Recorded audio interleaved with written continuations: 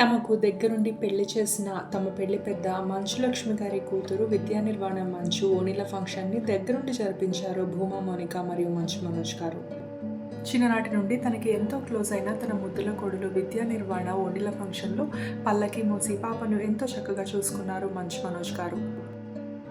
విద్యా నిర్వాణ ఓణీల ఫంక్షన్లోని కొన్ని unseen videos మీరందరూ కూడా చూసేయండి. ఈ బ్యూటిఫుల్